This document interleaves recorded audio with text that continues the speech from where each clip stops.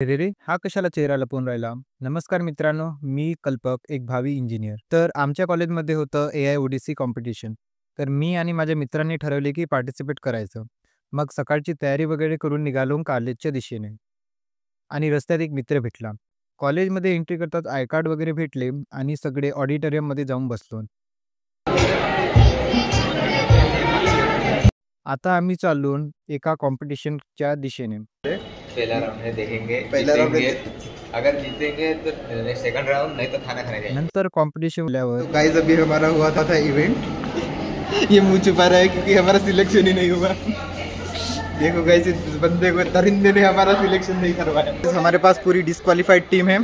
इसमें पहले कार्तिक और नयन, ये अपने आदत को इसको तो देख चुके हैं आप। ये चांगल्या पद्धतीने डिस्क्वालीफाई होने वाले हैं।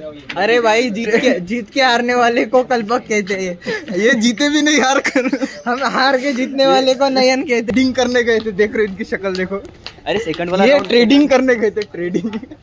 भाई प्योर जुआरी जुआरी भाई, ट्रेडिंग जुआरी। अशाच मजेशीर ब्लॉगसाठी फॉलो करा. चला तर भेटू मग. Bye bye.